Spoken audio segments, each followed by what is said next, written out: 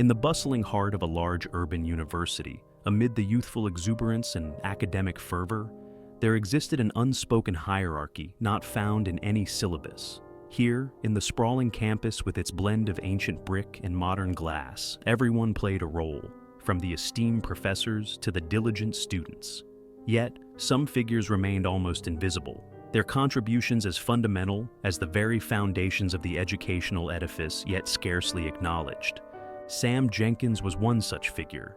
At 50, he had the sturdy build of a man accustomed to physical labor, clothed in a nondescript janitor's uniform that seemed to blend seamlessly with the background.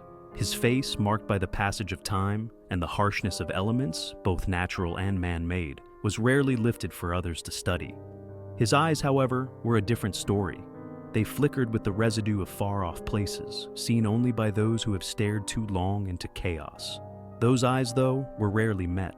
Sam preferred it that way. Each day as the sun cast long shadows over the green quads, Sam would start his shift. His duties were simple yet endless, mopping floors, cleaning windows, wiping down the countless tables of the bustling student union. It was here that Sam encountered them, a group of 4 college students who mistook his silence for weakness and his solitude for an invitation to torment. Led by Tom, a charismatic senior with a penchant for mischief, the group was notorious for their pranks and petty disrespect towards staff.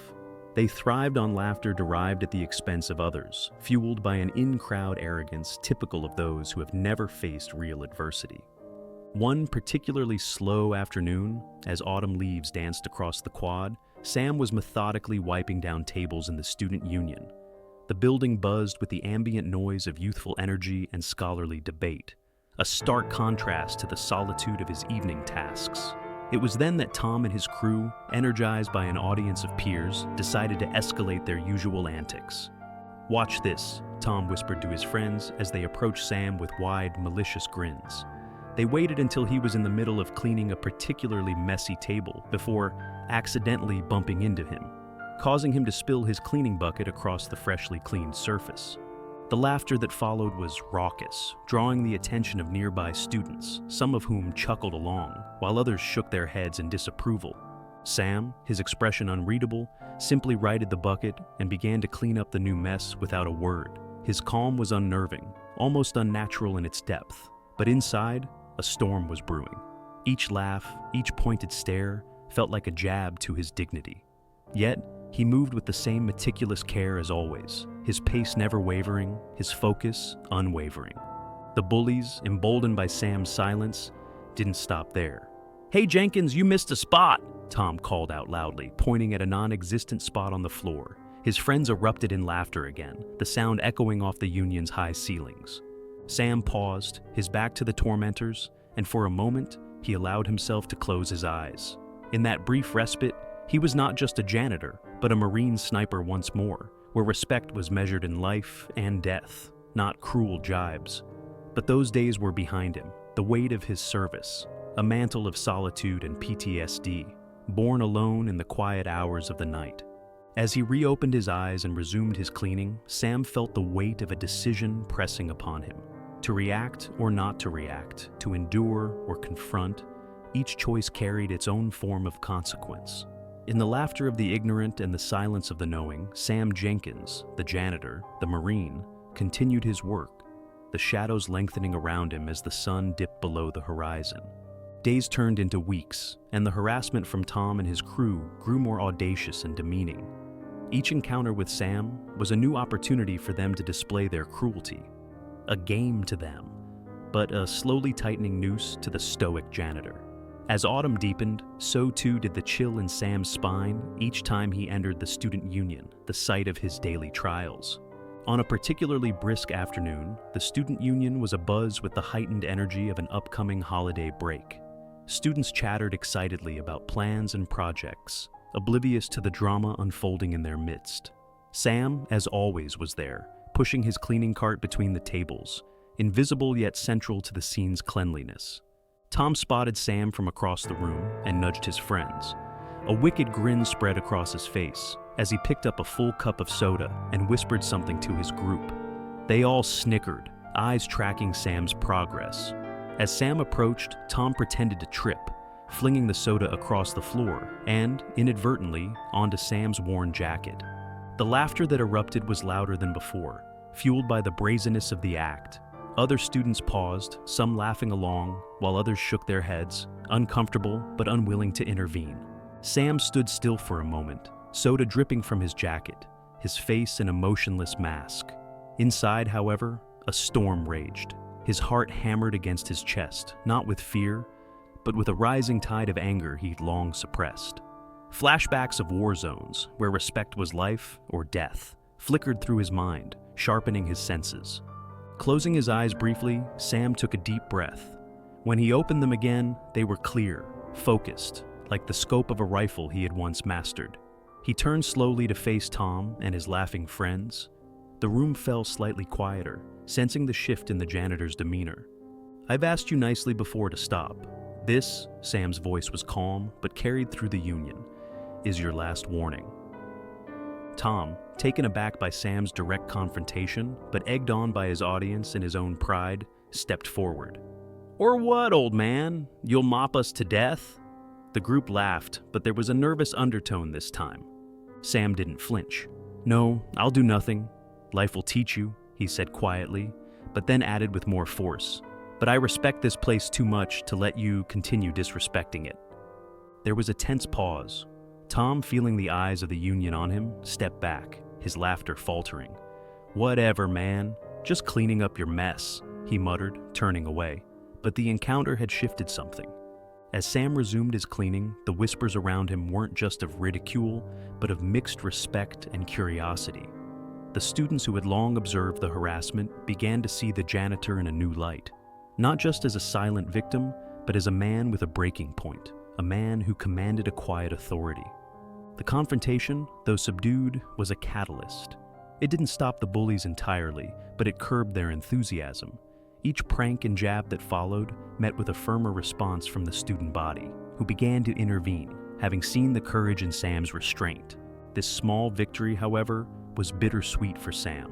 Each day at the university was a reminder of the battles he faced, both past and present, and the personal war within him, between his desire for peace and the instincts honed in far more deadly conflicts. As winter descended on the campus, bringing with it a biting cold that seeped into the bones, the dynamic within the student union subtly shifted. Sam's confrontation and the growing disapproval from their peers began to isolate Tom and his friends, dampening their antagonistic fervor. However, unwilling to let go of their perceived dominance, they plotted a final prank, one that would put Sam in his place once and for all. The day before winter break, the student union was decked with festive decorations and filled with an air of celebratory chaos. Students were more concerned with goodbyes and last-minute plans than noticing the tension brewing in one corner of the room. Tom and his group positioned themselves near the janitor's closet where Sam stored his cleaning supplies. As Sam approached, unaware of the trap set for him, the bullies prepared to execute their plan. They had rigged a bucket of paint above the door, aiming to douse Sam in color, a humiliating spectacle to mark the end of the semester. As Sam inserted his key into the lock, a small, almost imperceptible part of him sensed the impending ambush. Years of survival in hostile environments had honed his instincts to near preternatural sharpness.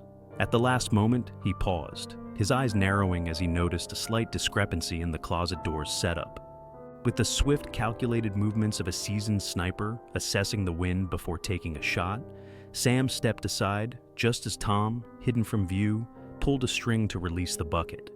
The paint splashed down, missing Sam entirely and splattering across the floor in a wide arc of shocking blue.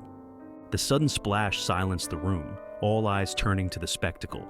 As laughter began to bubble up from some corners, it quickly died down when the crowd noticed Sam's composure and the bullies' frustrated expressions.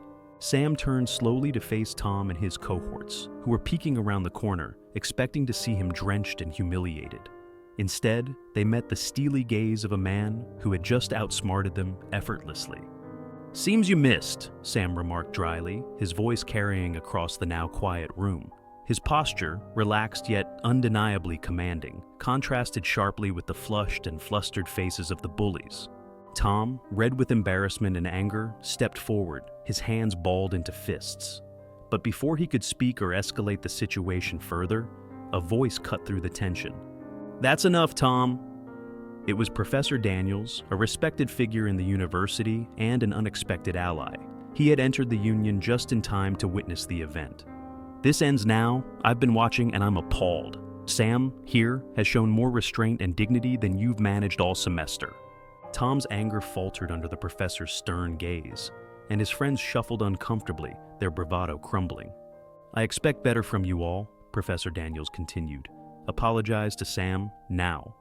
With the weight of authority against him, Tom muttered an apology, echoed weakly by his friends. The group then quickly dispersed, leaving behind a stunned silence that gradually gave way to murmurs of respect and admiration for Sam.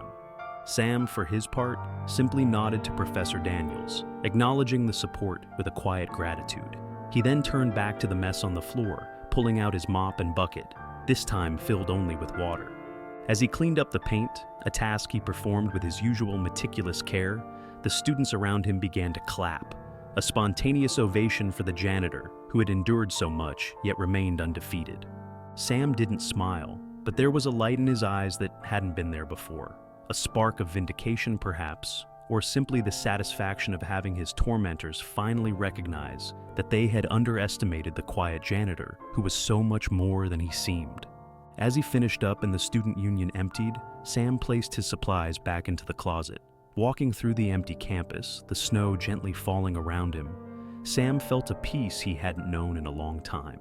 He was still a soldier at heart, but today he had won a different kind of battle, one of patience over pettiness, of dignity over degradation.